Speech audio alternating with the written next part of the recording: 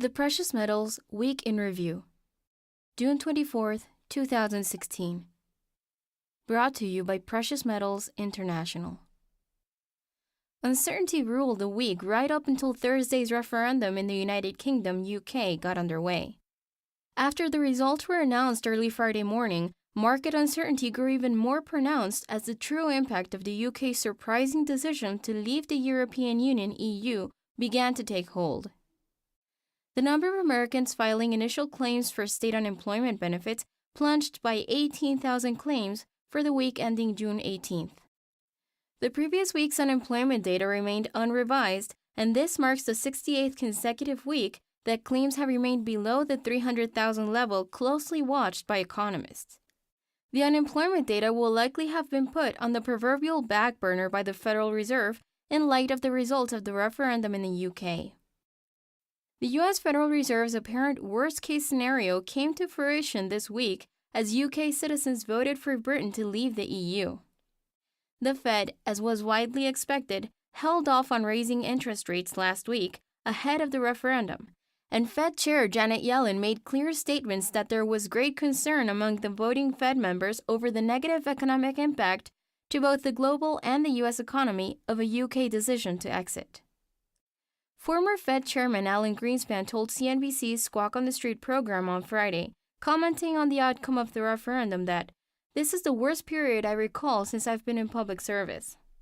The immediate market reaction to the UK's decision was for stocks to plunge lower, precious metals to surge higher, and the British pound witnessed its largest single-day decline ever. Now that the UK has decided to leave the EU, negotiations must begin between Britain and the rest of the EU on what exactly the historic vote means and how such an exit will be implemented. Many analysts expect these negotiations to take as long as 2 years, which means there could be a protracted period of market volatility, particularly in the stocks of multinational companies during the negotiation process. It appears, given market reactions on Friday, that stock markets around the world were pricing in a vote by the UK to stay in the EU, and now that the opposite has taken place, panic appears to be ruling the day.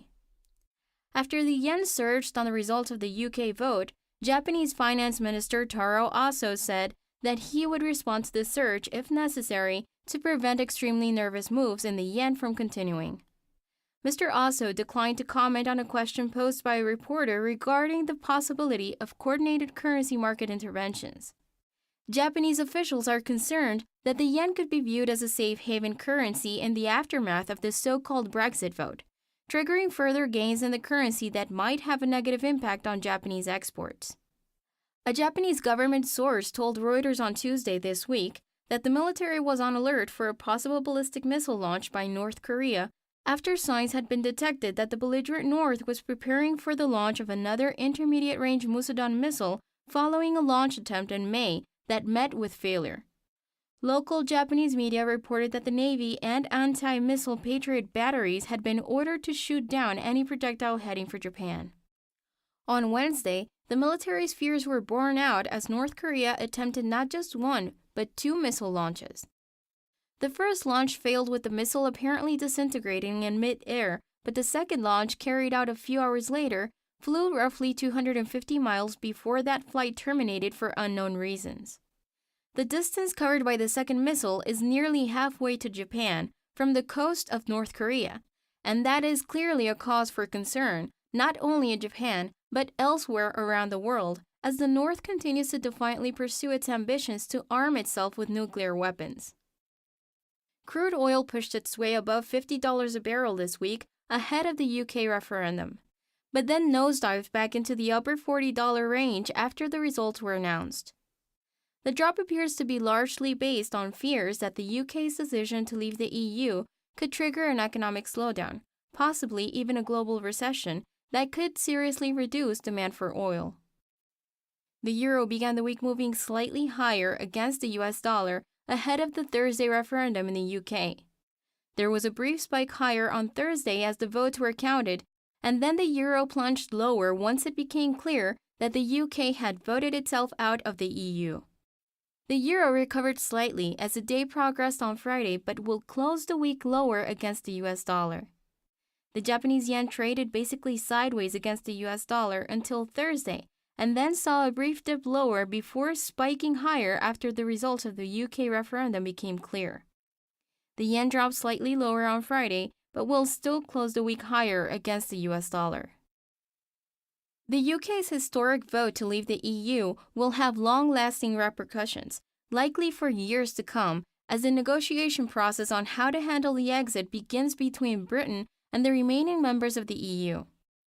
It appears that stock markets had widely been projecting that the UK would vote to remain, and today's wild swings to the downside are reflecting investor shock at the opposite result.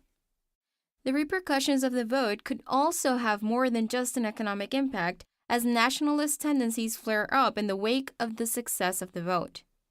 Scotland, emboldened by the result of the referendum, could revive its bid to exit from the UK, particularly since Scotland largely voted to remain in the EU. In Northern Ireland, the vote has sparked debate once again over the unification of Ireland, meaning that Northern Ireland would exit the UK and become part of the Republic of Ireland. The Catalan region of Spain, sensing a mood for change in the air, could also revive its bid for independence from the rest of Spain. The EU itself could see additional members hold their own referendums on remaining part of the bloc, and the fresh wounds over Greece's continued membership in the EU, given its inability to keep its financial commitments to the bloc, could result in a revival of the discussion on their own membership in the EU.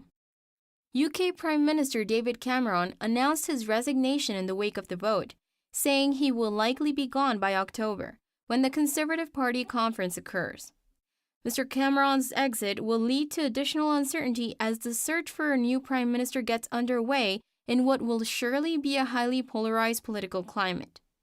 Mark Carney, the governor of the Bank of England (BOE), announced after the results that the BOE would provide an extra 250 billion British pounds in liquidity, and he also made reassurances that UK banks were well capitalized, even as those banks faced a significant drop in their stock values.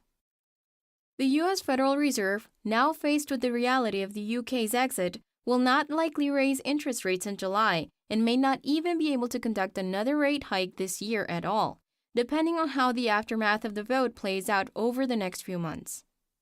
As we enter a weekend in the midst of a wild political climate, it will be particularly important to monitor global news outlets for events which could lead to the continuation of today's upward surge in prices for precious metals when Asia opens on what will be Sunday evening in New York.